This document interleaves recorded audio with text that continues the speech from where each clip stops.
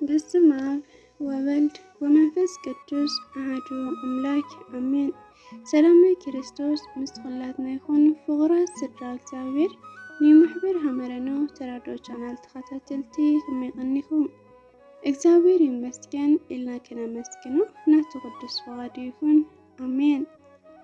እሽምባር ፍቑራት ስድራ እግዚአብሔር ለዛሬም እግዚአብሔር ቢወድና ቢፈቅድ ጉዞ ወደ እግዚአብሔር ካብ ዝብልናዮ ሽነዳ መጽሐፍ መበል 12 ክፋል ክነንብብና ስናይ ምድማጽ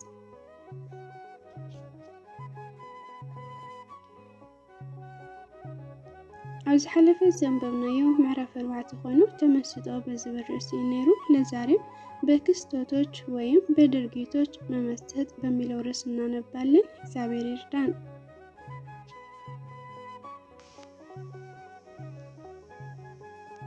በክስተቶች ወይም በድርጊቶች መመሰጥ። ይህ ማለት የእግዚአብሔርን ጥበብና እቅድ፣ ሀሳቡን፣ እንክብካቤውን የሚገልጹ በዕለት ተዕለት ኑራችን ውስጥ የሚከሰቱት ነገሮች በማሰብ መመሰጥና ወደ እግዚአብሔር መጓዝ ማለት ነው። ያለንበት እና በታሪክ የምናውቀውን የእግዚአብሔር እጅን ያለበት ነገር ሁሉ የሚያጠቃልለውን የዚህ አይነቱ ተመስጦ ነው።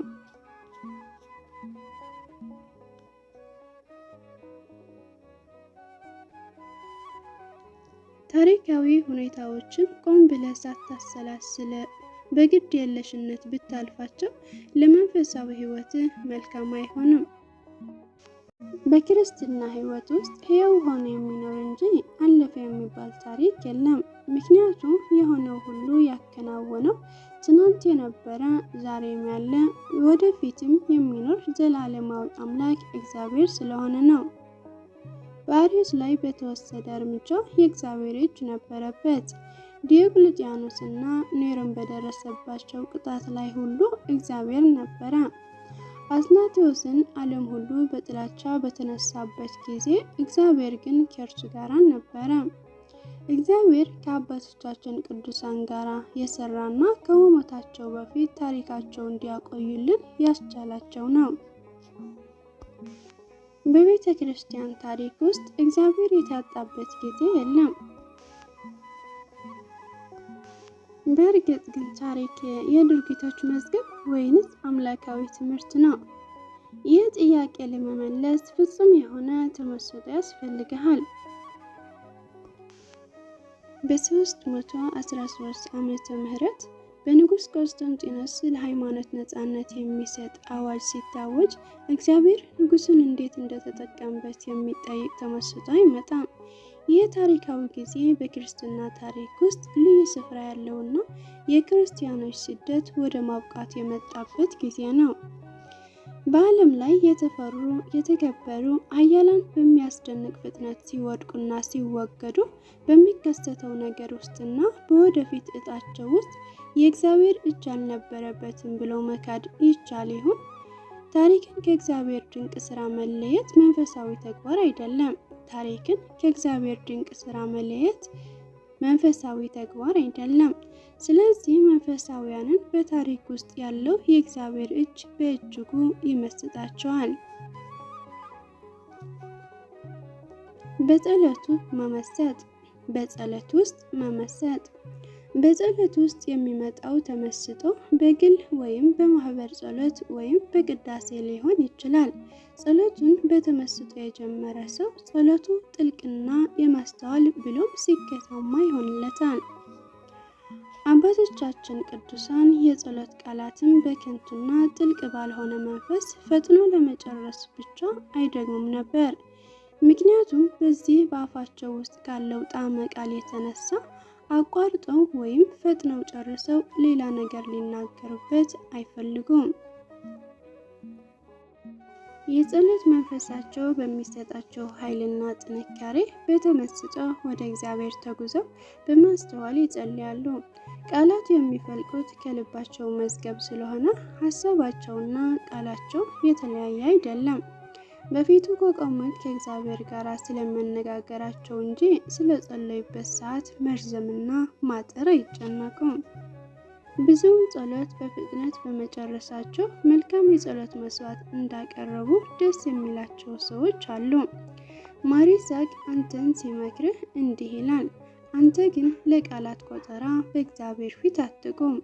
አንተ ግን ለቃላት ቆጠራ በእግዚአብሔር ፊት አትቁም።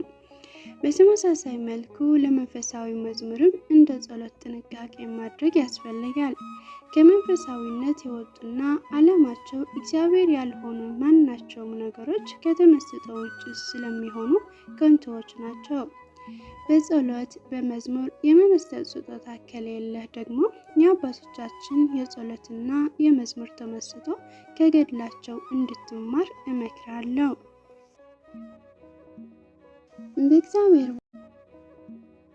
በእግዚአብሔር ባህሪያት መመሰጥ በእግዚአብሔር ባህሪያት መመሰጥ ስሙ የተመሰገነ ይሁንና የእግዚአብሔር ባህሪያት ጥልቅ የተመስጦ ምንጮች ሊሆኑ ይችላሉ።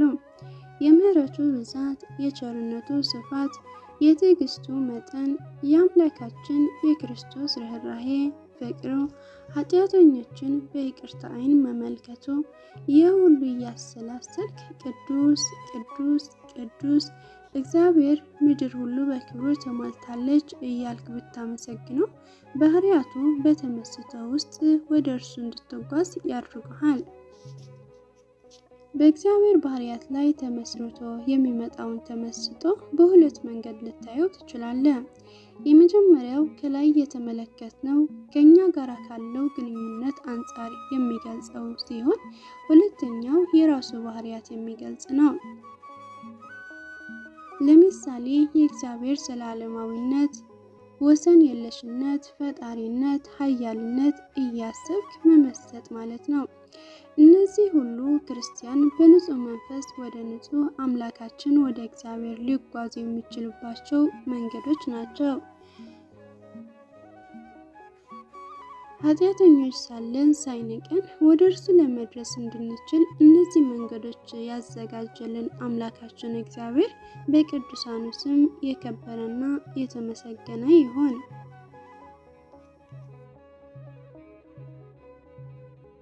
ምዕራፍ 5 የህይወት ለውጥ በመንፈሳዊ ልምምድ። የህይወት ለውጥ በመንፈሳዊ ልምምድ።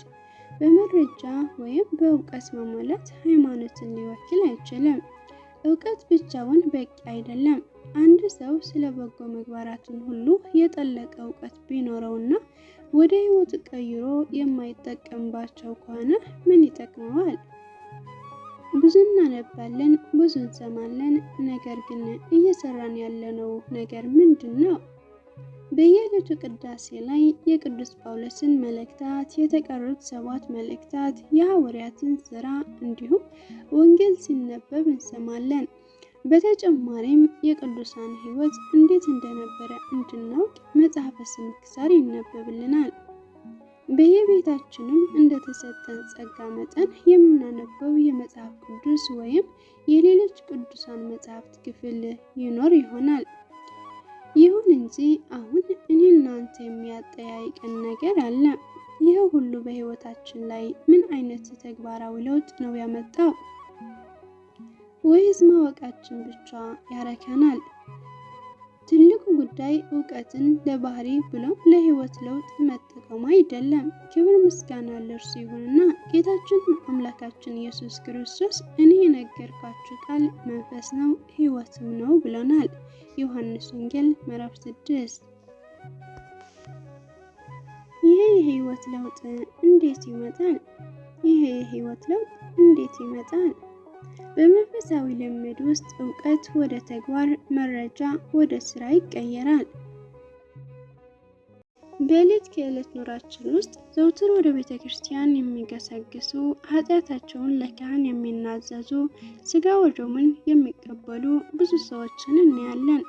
ይህ ማንም የማይቀማቸው በጎ ዕድል ሆኖ ሳለ በተቃራኒው ደግሞ አብሯቸው የሚኖር ደካማ ባህሪን ለመቅረፍ ጥረት ከማድረግ ተገድተውም ልንመለከት እንችላለን። ምናልባት ለረጅም ዘመናት ከነ ድክመታቸው ኖረዋል። ለምን? ምክንያቱም ለድክመታቸው ወይም ለደካማ ጎናቸው ልዩ ትኩረት ስላልሰጡ ይሆናል። ትኩረት ከሌለበት ደግሞ ችግሩን ለመቅረፍ ብሎም ውጤቱን ለመከታተል መንፈሳዊ ልምድ ማድረግ አልቻሉም። በሌላም በኩል ሁሌ ተመሳሳይ የሆነ ነገር ኃጢአትን ወደ ንስሐ አባታቸው ቀርበው ሲናዘዙ የምናያቸው ሰዎች አሉ። እነዚህ የኃጢአትን ምንነት ጥፋታቸውም ለይተው አውቆታል። የሚናገሩትም ለዚህ ነው። ግን በተቃራኒው ያንን ኃጢአት ደግሞ ሲሰሩ ይገኛሉ። ምክንያቱም በቃል የሚናዘዙትን ያህል በተግባርም ከኃጢአታቸው ቁራኝነት ለመላቀቅ የተግባር ልምምድ አያደርጉምና።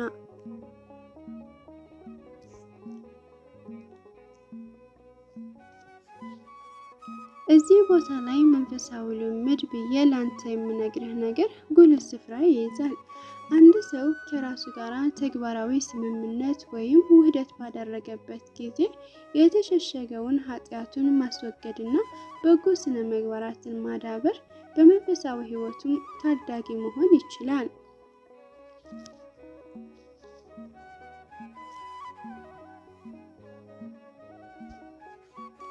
በተግባር ልምምድ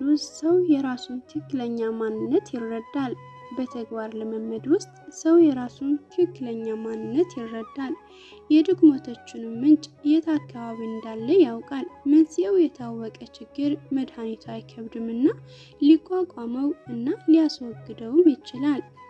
የዚህ አይነቱ ሰው ችግሩን ስላወቀ ብቻ ወይም መንፈሳዊ ስሜት በውስጡ ሊፈጥርበት የቻለበትን ስሜት ስላገኘ ብቻ አያቆምም። ይልቁንም መልካም ስነ ምግባራትን ሁሉ የራሱ ለማድረግ መንፈሳዊ ልምምድ እያደረገ በተጋድሎ ይጸናል።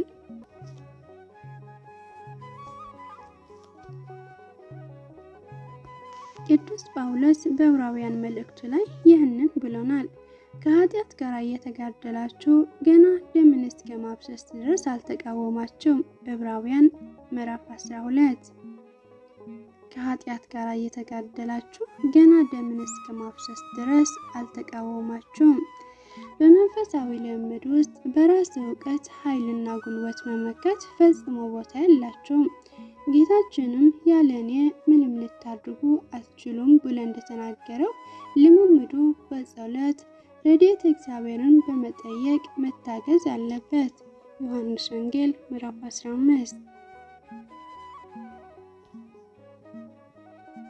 መንፈሳዊ እድገትን ለማግኘት በልምምድ ውስጥ ያለ ሰው ክርስቲያን ከራስ ማስተዋልና ጥበብ ይልቅ በልምምድ ውስጥ አልፈው ሊያስተምሩን የሚችሉ ቅዱሳንም አብነት ማድረግ አለበት። መጽሐፍ ቅዱስ በራስ ማስተዋል አትደገፍ እያለ ይመክረናልና። መጽሐፈ ምሳሌ ምዕራፍ 3። መጽሐፍ ቅዱስን በራሱ ለመንፈሳዊ ልምምድ ምሳሌና መመሪያን ይሰጠናል።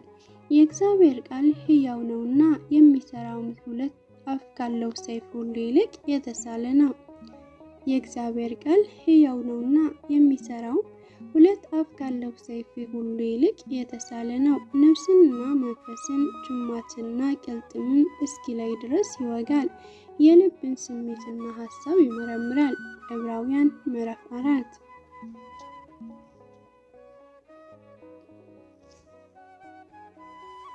የሚቀጥለው ርዕስ እግዚአብሔር ቅዱሳንን አለማምዳቸዋል። እግዚአብሔር ቅዱሳኑን አለማምዳቸዋል ይላል። እግዚአብሔር ቢወድና ቢፈቅድ ይህ ርዕስ በሚቀጥለው ሳምንት የምናነበው ይሆናል። የዛን ሰው ይበለን። ወስብሐት ለእግዚአብሔር ወለወላዲቱ ድንግል ወለመስቀሉ ክቡር አሜን።